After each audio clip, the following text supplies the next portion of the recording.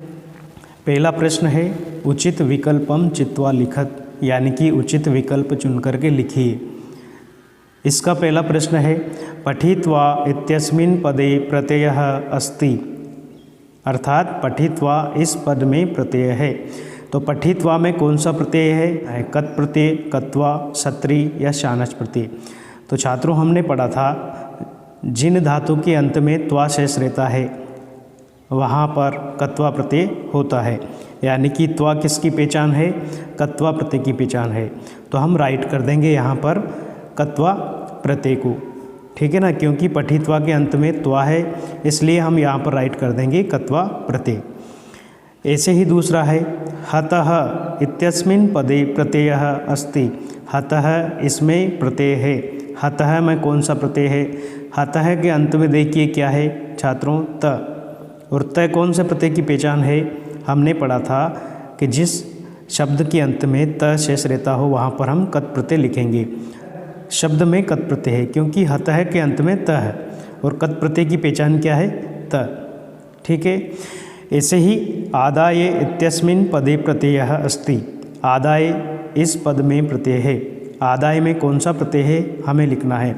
तो आदाय में देखिए धा धातु के पहले उपसर्ग लगा है और अंत में यह शेष है।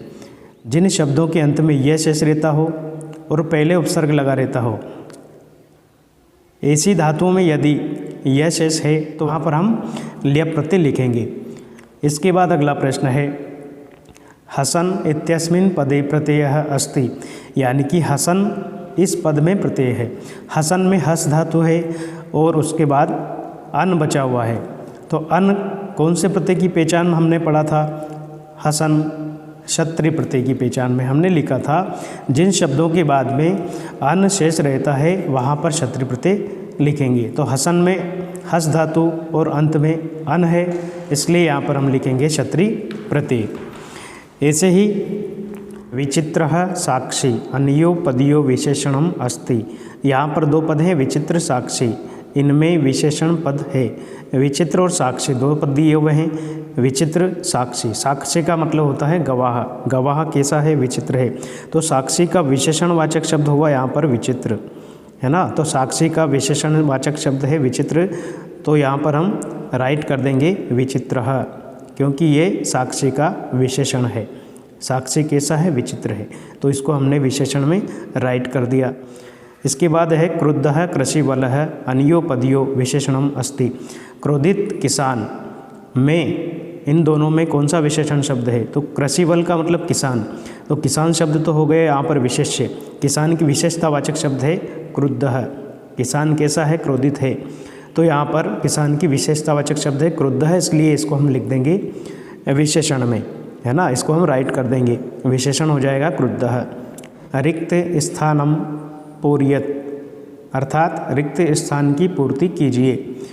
पहला है बलिवर्धः पदस्य पर्याय पदम अस्ति, रिक्त स्थान अस्ति।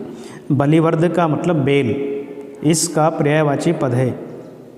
बेल का पर्यायवाची शब्द क्या होगा? कोष्टक में से हमें लिखना है गो, गो का मतलब गाय, वृषभः का मतलब बेल। तो हमें राइट कौन सा लिखना है? वृषभः, क्योंकि बलिवर्धः का मतलब भी बेल होता है और वृषभः का मतलब भी बेल होता है। तो यहाँ पर रिक्त स्थान में हमें लिखना है छात्रों वृषभः। फिर है चक्षुष पदस्य पर्याय पदम, चक्षुष का मतलब होता है आँख, इसका पर्यायवाची पद लिखिए कोष्टक में से नेत्रम या मुखम। नेत्रम का मतलब आँख होता है, मुखम का मतलब मुख होता है। हमें किसका लिखना है? चक्षुष, आँख का पर्यायवाची शब्द लिखना है, तो यहाँ पर हम लिख देंगे नेत्रम, ठीक है।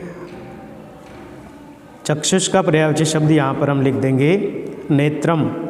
फिर उसके बाद देखिए पक्वः पदस्य पर्याय पदम, छात्रों यहाँ पर मिसप्रिंट है, यहाँ पर पर्याय पद नहीं है, यहाँ पर होना चाहिए विलोम पद, ठीक है। आप इसको सही कर लेना, विलोम पद है। पक्वः पदस्य विलोम पदम रिक्त स्थान अस्ति, यानी कि पक्वः पद का विलोम पद क्या है? कोमला का मतलब कोमल या अपक्वः का मतलब बिना पका हुआ। तो पक्वः का मतलब पका हुआ और इसका विलोम पद हो जाएगा अपक्वः, जिसका मतलब होता है बिना पका हुआ। पक्वः का विलोम शब्द हम लिख देंगे रिक्त स्थान में अपक्वः। ऐसे ही संपन्नम पदस्य विलोम पदम, संपन्नम का विलोम पद लिखिए। तो रिक्त स्थान में यहाँ पर हमें लिखना है विशेषणम या विपन्नम। तो यहाँ पर हमें संपन्न का विलोम शब्द लिखना है रिक्त स्थान में विपन्नम। तो यहाँ पर रिक्त स्थान में लिख देंगे हम विपन्नम, संपन्नम का विलोम शब्द हो जाएगा विपन्नम। फिर इसके बाद देखिए रिक्त स्थान उपशमनस्य स्थिरोपायः नास्ति, को शांत करने का कोई स्थिर उपाय नहीं है। किसको शांत करने का कोई स्थिर उपाय नहीं होता है? हमने 10 पार्ट में पढ़ा था भूकंप विभीषिका वाले पार्ट में, भूकंप को शांत करने का कोई स्थिर उपाय नहीं होता है। तो यहाँ पर हम लिख देंगे भूकंपस्य। भूकंपस्य का मतलब भूकंप को शांत करने का कोई स्थिर उपाय नहीं है। अगला प्रश्न है पिता पुत्राय बाल्ये रिक्त स्थान यच्छति। पिता पुत्र को बचपन में देता है।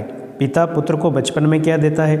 विद्याधनम या धर्म धनम, विद्या रूपी धन देता है या धर्म रूपी धन देता है? तो यहाँ पर हम लिख देंगे विद्या धनम। हर पिता अपने पुत्र को बचपन में क्या देता है?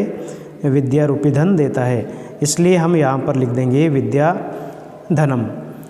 अंतिम प्रश्न है बुद्धिमती रिक्त स्थान व्याघ्रम ददर्श। बुद्धिमती ने व्याघ्र को देखा। उस बुद्धिमती स्त्री ने व्याघ्र को कहाँ पर देखा था? गहन कानने या कुंडलपुर ग्राम में। तो हमने कहानी में तो यही पढ़ा था, गहन कानने का मतलब घने जंगल में। घने जंगल में उस बुद्धिमती स्त्री ने एक शेर को देखा। तो रिक्त स्थान में हम लिख देंगे गहन कानने।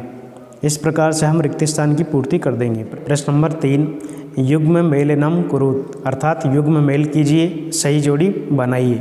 तो यहाँ पर कुछ प्रश्न दिए हैं मम, रामेण, लता, अकस्मात, प्र, आचार्य, अनु और प्रति। तो यहाँ पर हमें सही जोड़ी लिखना है, उत्तर में सही जोड़ी बनाना है। सबसे पहले दिया हुआ है मम, इस मम को हमें मिलाना है यहाँ पर उपसर्ग पंचमी विभक्ति प्राचार्य षष्ठी विभक्ति एक वचन। मम में षष्ठी विभक्ति एक वचन है, तो इसको हम षष्ठी विभक्ति एक वचन के साथ मिला देंगे। और आप याद रखें, आप जब भी उत्तर लिखें मम के सामने ऐसे लिखेंगे, इस प्रकार से आपको लिखना पड़ेगा षष्ठी विभक्ति और एक वचन, ऐसा आप उत्तर में लिखेंगे, है ना, ऐसे नहीं मिलाएंगे। फिर है रामेण। रामेण शब्द में क्या है? रामेण शब्द में है तृतीया विभक्ति, है ना, रामेण शब्द में तृतीया विभक्ति है, तो आप यहाँ पर तृतीया विभक्ति लिख देंगे, रामेण के सामने तृतीया विभक्ति लिख देंगे। फिर देखिए लताह, है ना, लताह शब्द जो है इसमें प्रथमा विभक्ति है, तो यहाँ पर हम लिख देंगे प्रथमा विभक्ति और बहुवचन। फिर है कस्मात। कस्मात जो शब्द है इसमें अंत में त है, रामात, बालकात, भारतात, जहाँ ते होता है अंत में वहाँ होती है पंचमी विभक्ति, है ना। तो यहाँ पर हम कस्मात के सामने लिख देंगे पंचमी विभक्ति, ठीक है। फिर देखिए प्र और आचार्य, इन दोनों पदों को अगर हम मिला देंगे तो यहाँ पर बन जाएगा प्राचार्य। प्र और आचार्य को मिलाने पर पद बनेगा प्राचार्य, है ना, या प्राचार्य लिख देंगे। फिर अनु और प्रति, ये दोनों ही शब्द क्या है? ये दोनों ही शब्द हैं उपसर्ग। अनु और प्रति दोनों ही क्या है? उपसर्ग है।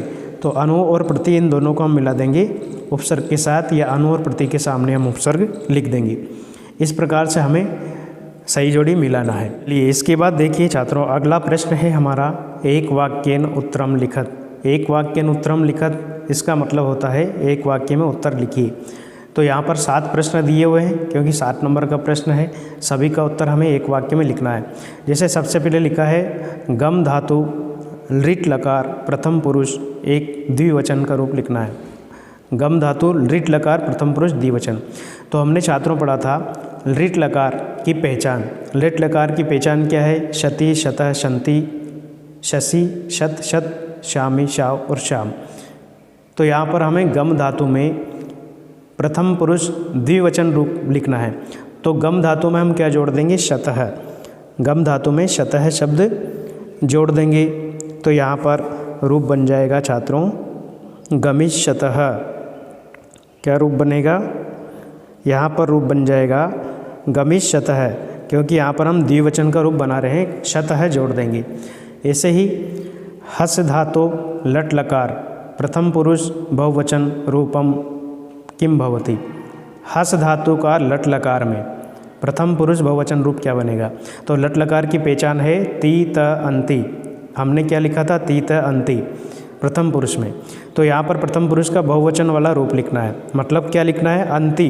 अंति शब्द जोड़ना है, किसमें, हस धातु में। हस धातु में अंति शब्द जोड़ेंगे तो यहाँ पर लट लकार प्रथम पुरुष बहुवचन का रूप बन जाएगा हसंती। ठीक है ना, बहुवचन का रूप लिखा हमने हसंती। ऐसे ही पट धातु लोट लकार, पट धातु में लोट लकार का मध्यम पुरुष का एक वचन रूप बनाना है।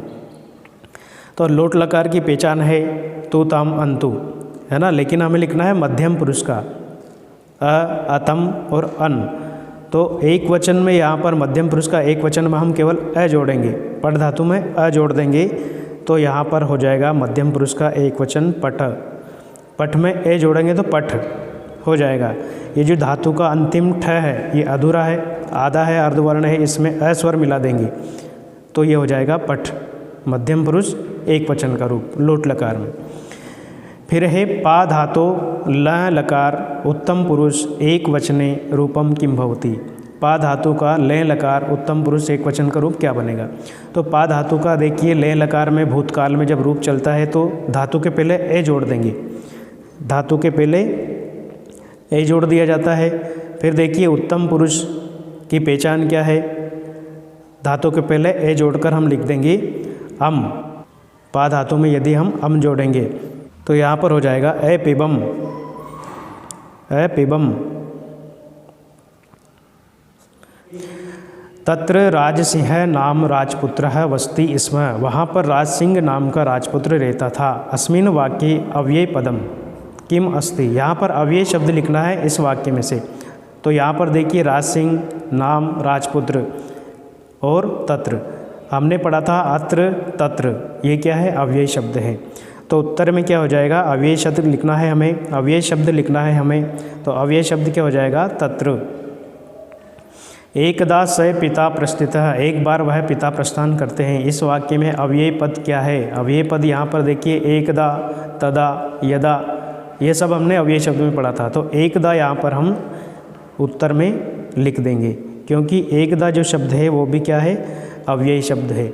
फिर देखिए पच धातु में लट लकार का मध्यम पुरुष एक वचन का रूप क्या बनेगा, पच धातु का। तो पच धातु में देखिए लट लकार की पहचान क्या है, तीते अंति सीते थे आम आओ आम। मध्यम पुरुष का रूप लिखना है तो केवल सी जोड़ देंगे, पच धातु में सी जोड़ देंगे, मध्यम पुरुष एक वचन का रूप बन जाएगा। पच धातु में सी जोड़ देंगे तो यहाँ पर रूप बन जाएगा पचसी। शुद्ध उत्तरे आम, अशुद्ध उत्तरे न इति लिखत। शुद्ध उत्तर के सामने आम लिखना है और अशुद्ध उत्तर के सामने न लिखना है। जैसे देखिए पहला प्रश्न है हिम आलय इत्यत्र दीर्घ संधि अस्ति। हिम और आलय को मिलाने पर क्या बनता है, हिमालय शब्द बनता है। तो देखिए यहाँ पर हिम का ए और आलय का आ दोनों मिलकर के आ बनेगा और हिमालय शब्द बनेगा। तो यहाँ पर दीर्घ संधि है, सत्य है, राइट है, इसलिए हम यहाँ पर लिख देंगे आम। ठीक है ना, सही वाक्य के सामने हमें आम लिखना है। एक एक इत्यत्र गुण संधि भविष्यति, एक एक पद में गुण संधि है, नहीं है क्योंकि यहाँ पर हमने पढ़ा था दो मात्रा वाली संधि जो होती है वृद्धि संधि होती है ना। ये गलत है, गलत है मतलब यहाँ पर हमें क्या लिखना है, न। तो यहाँ पर हम लिख देंगे न। तत्लीन इत्यत्र संधि तल्लीन भविष्यति, तत्लीन इसकी संधि तल्लीन होगी, सही है। तत् और लीन को मिलाएंगे तो ये जो त है व्यंजन ये ल में बदल जाएगा, है ना, व्यंजन संधि हो जाएगी। तो ये सही है, इसलिए हम यहाँ पर क्या लिख देंगे, आम। ऐसे ही प्रतिदिनम इत्यत्र द्वंद्व समासः अस्ति, प्रतिदिनम इस पद में द्वंद्व समास है।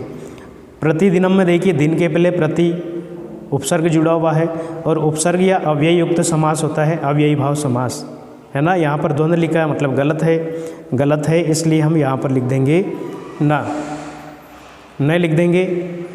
फिर है विद्यालयः, विद्यालयः इत्यत्र तत्पुरुष समासः अस्ति, विद्यालय यहाँ पर तत्पुरुष समास है।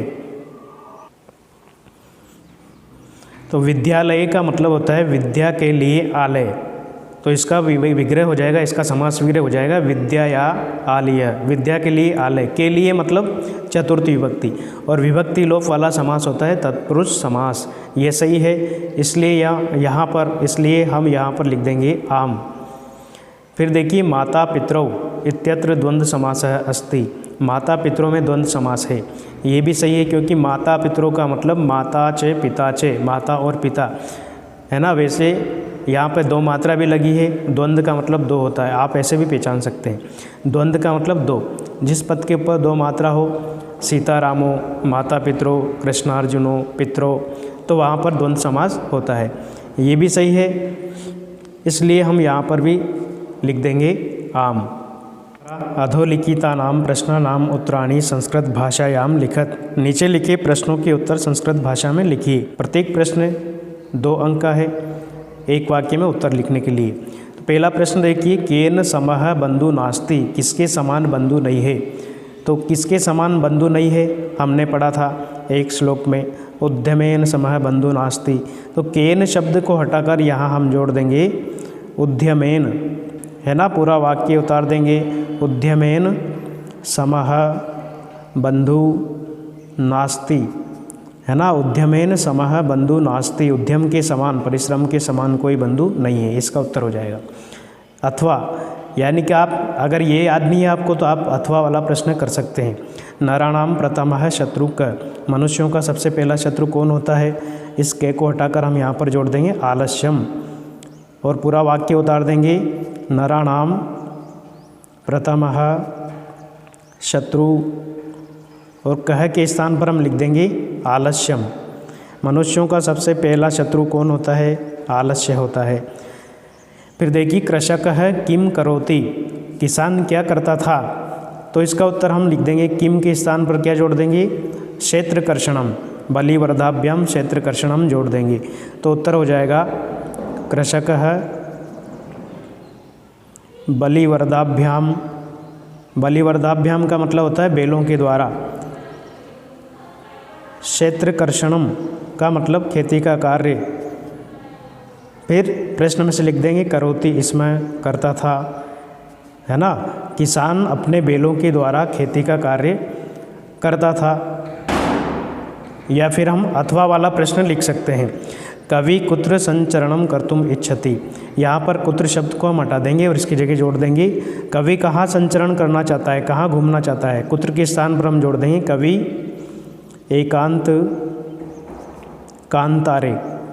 एकांत कांतारे का मतलब एकांत जंगल में, संचरणम मतलब घूमना, संचरणम कर्तुम इच्छति का मतलब घूमना चाहता है।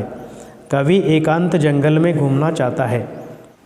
बुद्धिमती केन उपेता पितुगृहं प्रति चलिता। बुद्धिमती क्या लेकर के अपने पिता के घर की ओर चली जाती है। केन उपेता किनको साथ लेकर, केन शब्द को हटाकर हम यहाँ पर जोड़ देंगे पुत्र द्वयेन। तो पूरा उत्तर इस प्रकार से हम लिखेंगे, बुद्धिमती केन के स्थान पर हम लिख देंगे पुत्र द्वयेन। पुत्र द्वयेन का मतलब अपने दोनों पुत्रों को, उपेता में साथ लेकर, पितुगृहं प्रति चलिता, अपने दोनों पुत्रों को साथ लेकर अपने पिता के घर की ओर चली जाती है। फिर देखिए अर्धबलस्य लक्षणम किम, अर्धबल का लक्षण क्या है। यदा हृदि स्थान वायु वक्रम प्रपद्यते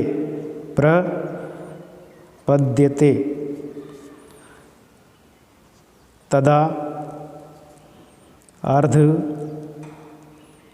बलस्य लक्षणम।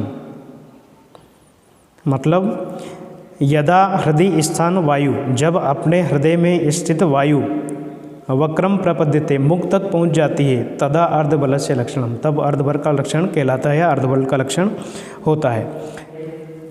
भूकंप से केंद्र बिंदु कह जनपद है। भूकंप का केंद्र बिंदु कौन सा जिला था, कौन सा जिला था, गुजरात का कच्छ जिला था। तो कह शब्द को हटाकर हम यहाँ पर जोड़ देंगे कच्छ। इस प्रकार से आपको छात्रों एक वाक्य में परीक्षा में लिखना है। मैंने आपको यहाँ पर केवल प्रश्नवाचक शब्द को हटाकर यहाँ पर कच्छ जोड़ दिया है, लेकिन आपको इस प्रकार से लिखना है भूकंपस्य केंद्र बिंदु कच्छ जनपदः आसीत्। भूकंप का केंद्र बिंदु कच्छ जिला था। इस प्रकार से आपको एक वाक्य में उत्तर लिखना है। या फिर अथवा वाला लिख सकते हैं, निर्धनः जनः कथम वित्तम उपार्जितवान। गरीब मनुष्य किस प्रकार से धन कमाता था। तो कथम शब्द कैसे धन कमाता था, इसको हटाकर हम यहाँ पर जोड़ देंगे भूरि परिश्रम में। भूरि परिश्रम में अर्थात कठिन मेहनत करके। भूरि का मतलब होता है अत्यधिक, परिश्रम में का मतलब मेहनत करके। कथम हटाकर भूरि परिश्रम में जोड़ देंगे तो उत्तर इस प्रकार से हो जाएगा, निर्धनः जनः भूरि परिश्रम में वित्तम उपार्जितवान। ठीक है। इसके बाद अगला है मयूरः कथम नृत्य मुद्रायाम स्थितः भवति। मोर किस प्रकार की नृत्य मुद्रा में खड़ा रहता है। तो कथम हटाकर हम यहाँ पर लिख देंगे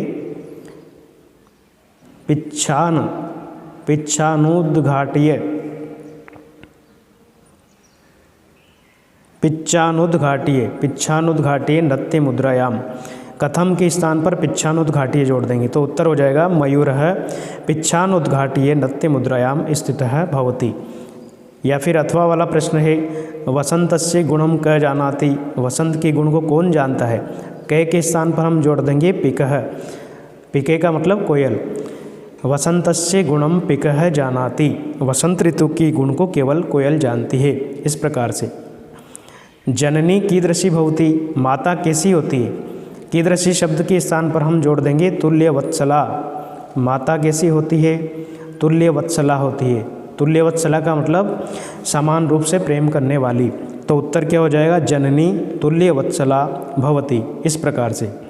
या फिर अथवा वाला भी लिख सकते हैं, कीदृशम कर्म व्यायामम संगीतम कथ्यते। कैसे कर्म को व्यायाम की संज्ञा दी गई है। तो यहाँ पर आप जोड़ देंगे कीदृशम के स्थान पर शरीरायास जननम। शरीर आयास जननम कर्मम व्यायामम संगीतम कथ्यते। कीदृशम के स्थान पर आपको जोड़ना है शरीर आयास जननम। फिर लिख देंगे कर्मम व्यायामम संगीतम कथ्यते। शारीरिक परिश्रम से उत्पन्न थकान को व्यायाम की संज्ञा दी गई है। ठीक है। इस प्रकार से हमें समस्त प्रश्नों के उत्तर एक वाक्य में ही देना है। वाच्य परिवर्तनम कुरुत। वाच्य परिवर्तन कीजिए। को अपि द्वौ का मतलब कोई दो। यानी कि यहाँ पर 4 प्रश्न है, इनमें से किन्हीं 2 प्रश्नों का हमें वाच्य परिवर्तन करना है। जैसे कि पहला है क्रुद्धः सिंह धावति। कर्मवाच्य क्रुद्धः सिंह धावति, इसको हमें कर्मवाच्य में बदलना है। छात्रों, कर्मवाच्य में बदलने के लिए आपको यहाँ पर एक नियम याद रखना पड़ेगा। कर्तृवाच्य को कर्मवाच्य में बदलते हैं तब कर्मवाच्य का जो कर्ता होता है उसमें तृतीय विभक्ति लगाई जाती है। तो यहाँ पर हम लिख देंगे क्रुद्धः और कर्ता जो सिंह है उसमें तृतीय विभक्ति लगा देंगे तो हो जाएगा सिंहेन। और इसके बाद हमें आत्मनेपदी की जो धातु, परस्मैपदी की जो धातु है धावती, उसको आत्मनेपदी में बदलना है।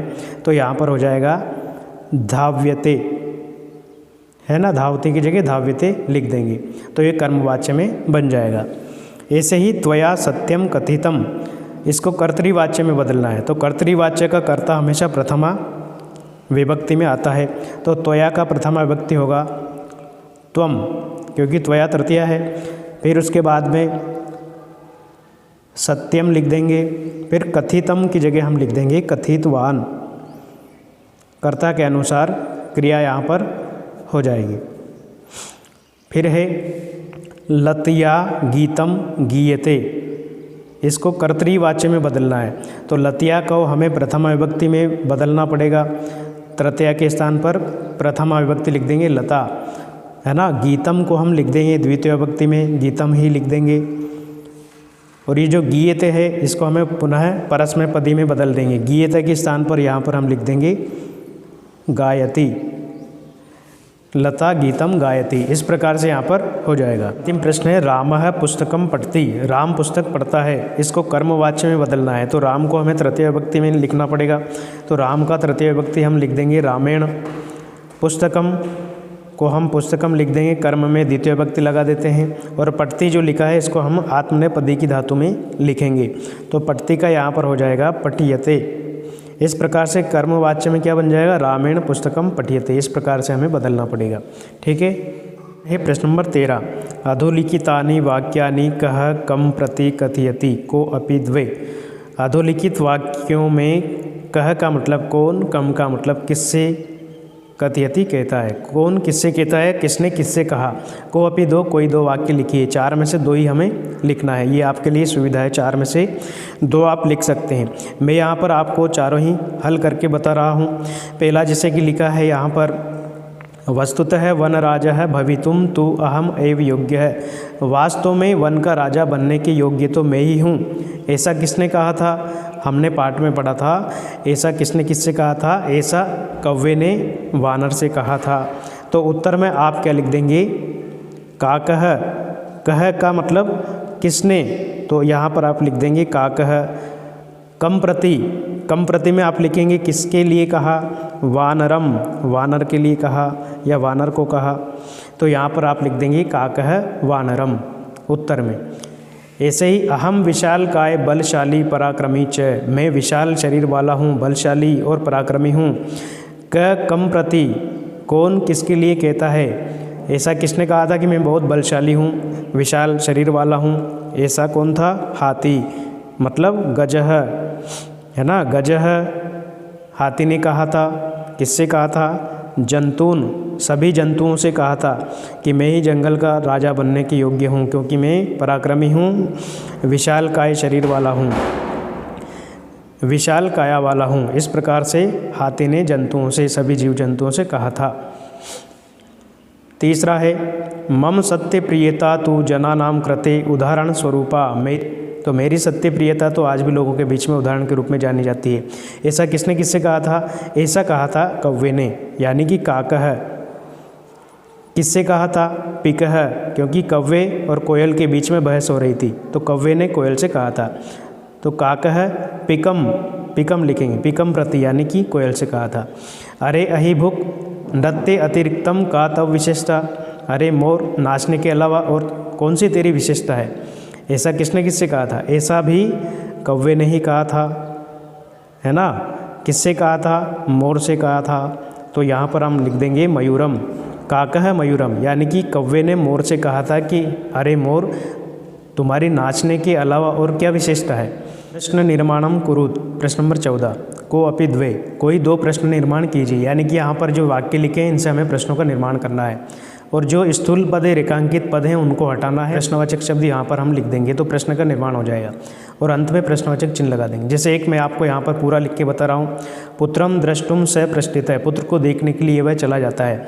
तो किसको देखने के लिए वह चला जाता है, पुत्रम को हटाकर यहाँ पर हम प्रश्नवाचक शब्द जोड़ देंगे कम, है ना, और पूरा वाक्य उतार देंगे तो यहाँ पर हो जाएगा कम द्रष्टुम सह प्रस्थितः, किसको देखने के लिए वह चला जाता है, और अंत में प्रश्नवाचक चिन्ह लगा देंगे। ऐसे आप प्रश्नों का निर्माण करेंगे, कोई भी 2। मैं आपको सारे ही आपको हल करके बता रहा हूँ।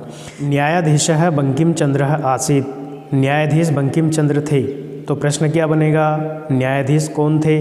इस रेखांकित पद बंकिम चंद्र को हटाकर यहाँ पर हम जोड़ देंगे कहा, और पूरा वाक्य उतार देंगे। प्रश्न बनेगा न्यायाधीशः कह आसीत, न्यायाधीश कौन था, और अंत में प्रश्नवाचक चिन्ह लगा देंगे तो प्रश्न का निर्माण हो जाएगा। तदानीम भूकंप कारणम विचारणीयम तिष्ठति, तब भूकंप का कारण विचारणीय था। भूकंप कारणम, इसको हटाकर हम लिख देंगे उस समय क्या विचारणीय था, किम शब्द जोड़ देंगे। किसके स्थान पर छात्रों, यहाँ पर हम भूकंप कारणम को हटाकर किम जोड़ देंगे। तदानीम किम विचारणीयम तिष्ठति, और अंत में यहाँ पर प्रश्नवाचक चिन्ह लगा देंगे तो प्रश्न बन जाएगा। तत्वार्थस्य निर्णय विवेकेन कर्तुम शक्य, तत्व के अर्थ का निर्णय विवेक के द्वारा किया जा सकता है। तत्वार्थस्य, इसको हटाकर हम यहाँ पर जोड़ देंगे कस्य, तत्वार्थस्य की जगह कस्य जोड़ देंगे, पूरा वाक्य उतार देंगे तो प्रश्न बनेगा कस्य निर्णयः विवेकेन कर्तुम शक्य, और अंत में इसके स्थान पर प्रश्नवाचक चिन्ह लगा देंगे। प्रश्न नंबर 15, अधोलिखितेषु अशुद्ध कारक वाक्यानाम शुद्धम कुरुत को अपि द्व, कोई 2 अशुद्ध कारक वाक्यों को शुद्ध करके लिखिए। तो यहाँ पर हमें अशुद्ध जो है उनको शुद्ध करके लिखना है। अशुद्ध क्या है ये भी आपको बता दिया है, देखिए रेखांकित पद हैं, ये सब अशुद्ध हैं, इनको शुद्ध करके लिखना है।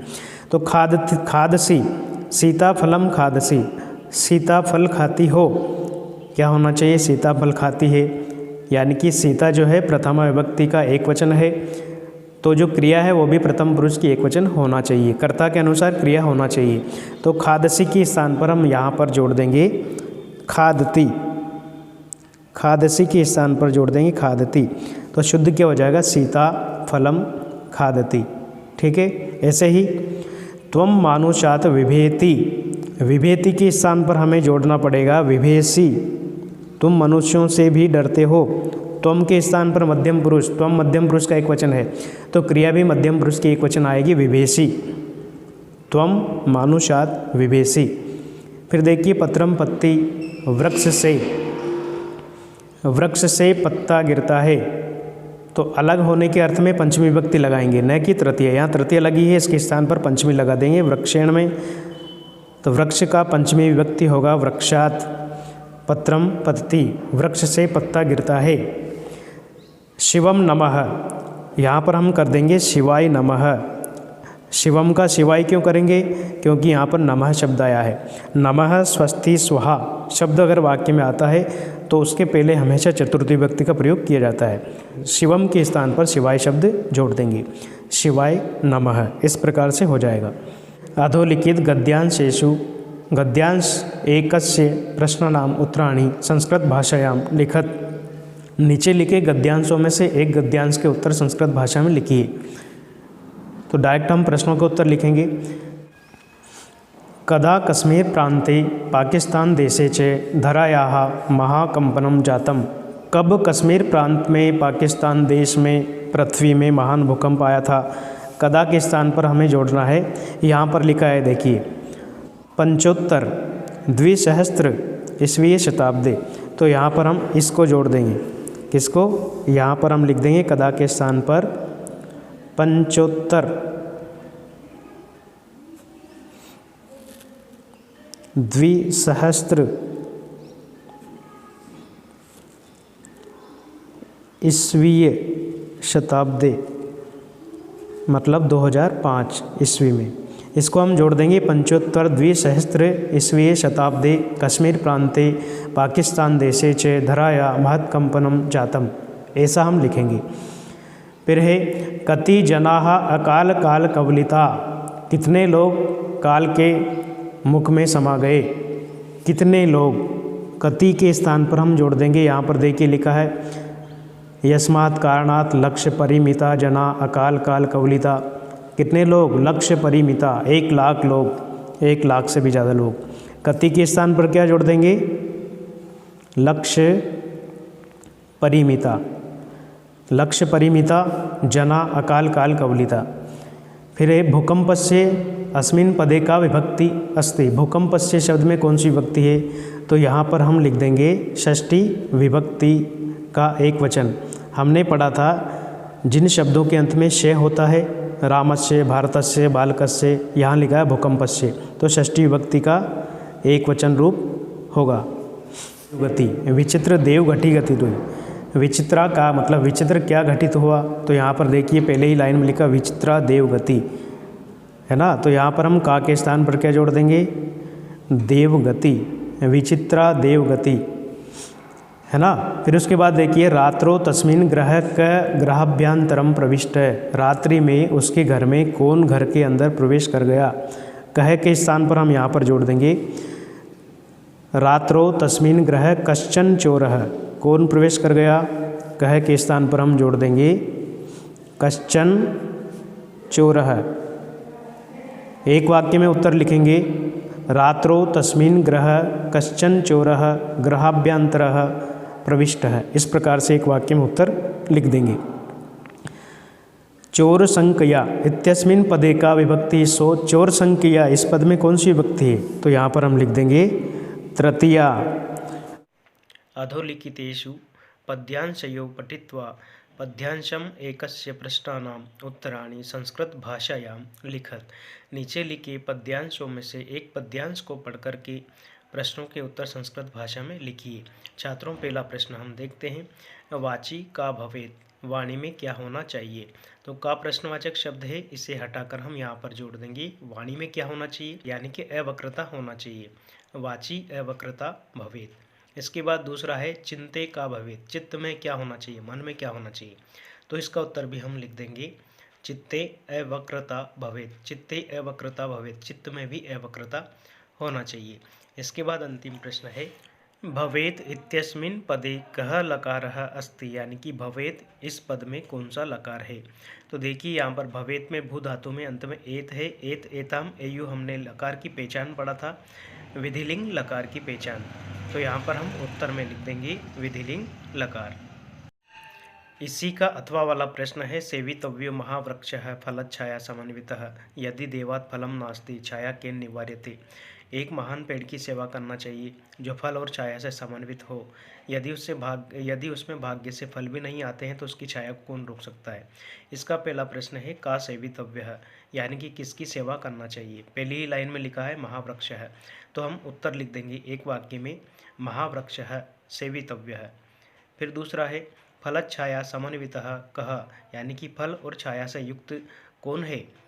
तो यहाँ पर देखिए पहली ही लाइन में लिखा है महावृक्षः फलच्छाया समन्वितः, तो उत्तर में लिख देंगे हम कह के स्थान पर फलच्छाया समन्वितः महावृक्षः। फिर देखिए सेवितव्यः पदे कः प्रत्ययः, यानी कि सेवितव्य में कौन सा प्रत्यय है। तो देखिए यहाँ पर सेव धातु है और अंत में तव्य है, और तव्य हमने किसकी पहचान पढ़ी थी छात्रों, तव्यत प्रत्यय की। तो तव्य शेष है, इसलिए तव्यत प्रत्यय हम उत्तर में लिख देंगे। इसके बाद अगला प्रश्न है प्रश्न 18, अधोलिखित यो नाट्यांशो पठित्वा नाट्यांशस्य प्रश्नानाम उत्तराणि संस्कृत भाषायां लिखत।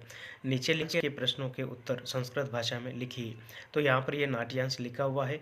इसका पहला प्रश्न हम देखते हैं, निद्रायमाणः कः कथम अस्मान् रक्षिष्यति। तो यहाँ पर इसका उत्तर हो जाएगा निद्रायमाणः पूर्वदिनं कथम अस्मान् रक्षिष्यसि। इसके बाद अगला प्रश्न है, सर्वथा अयुक्तम एतत् इति कः कथयति। यह तो सर्वथा अयुक्त अनुचित है, ऐसा कौन कहता है। ऐसा कौवा कहता है। काकः है तो हम लिखेंगे सर्वथा अयुक्तम एतत् इति काकः कथयति। इसके बाद अगला प्रश्न है, कः धातुः अस्ति, कौन सी धातु है। छात्रों यहाँ पर मिसप्रिंट हुआ है, रक्षिष्यति जो लिखा है इसमें कौन सी धातु है, तो यहाँ पर हम लिख देंगे रक्ष धातु। इसके बाद अगला प्रश्न देखिए अथवा वाला। पहला प्रश्न है, यदि अहम कृष्ण वर्णः तर्हि त्वं किम गोरांगः इति कः कथयति। यदि मैं काले वर्ण का हूँ तो तुम क्या गोरे हो, ऐसा कौन कहता है। तो देखिए यहाँ पर अंतिम लाइन में लिखा है काकः, अरे अरे किम जल्पसि यदि हम कृष्ण वर्णः है, तो यानी कि यहाँ पर कौवा कहता है कोयल से। तो यहाँ पर हम लिखेंगे यदि अहम कृष्ण वर्णः तर्हि त्वं किम गोरांग इति काकः कथयति। कह के स्थान पर हम लिख देंगे काकः। दूसरा प्रश्न है, पिकः उपहसन काकम प्रति किम कथयति। तो इसका उत्तर हम लिख देंगे पिकः उपहसन काकम प्रति कथयति यत् त्वं यत्र यत्र यत्र तत्र काका इति कर्कश ध्वनिनां वातावरणम आकुलीकरोति।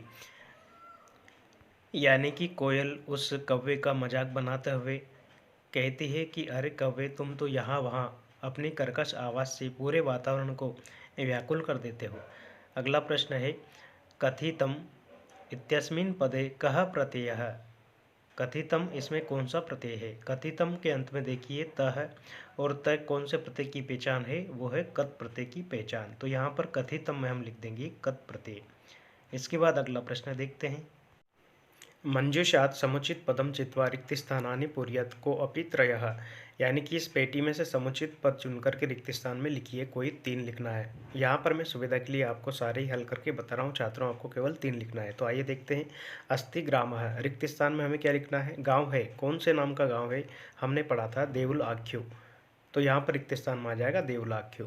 काकः भवति, कौवा होता है, कैसा होता है, मेध्य मेध्य भक्षकः। रिक्त स्थान में लिख देंगे हम काकः मेध्य मेध्य भक्षकः भवति।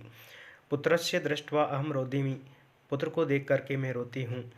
कैसे पुत्र को देखकर, कमज़ोर, उसके लिए आया है दैन्यम, है ना, दैन्यम लिख देंगे।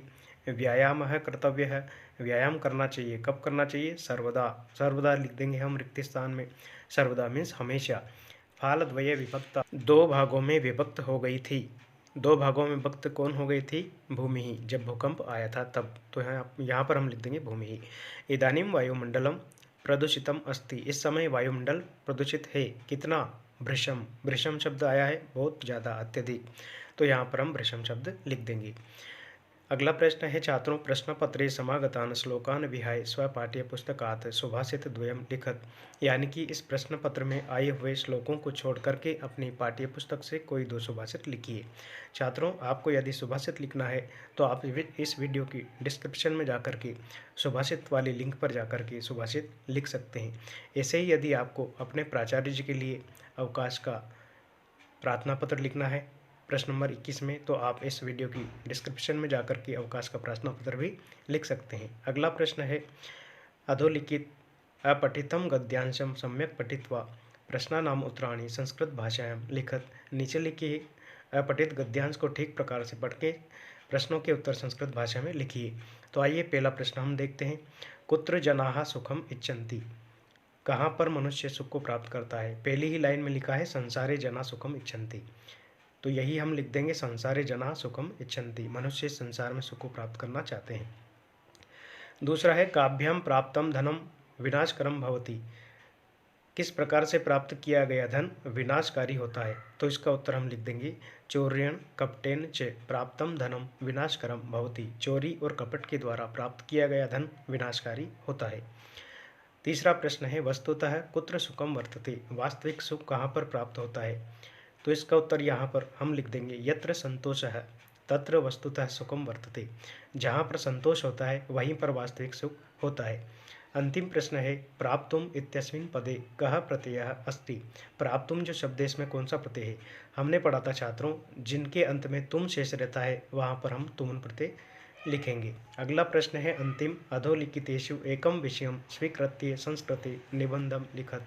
यानी कि नीचे लिखे 4 विषयों में से आपको एक विषय पर निबंध लिखना है। संस्कृत भाषाया महत्वम, छात्रों यह बहुत ही महत्वपूर्ण निबंध है। वार्षिक परीक्षा में भी इस निबंध के आने की बहुत ही ज़्यादा संभावना है, इसलिए आप इस निबंध को अच्छे से याद करिएगा।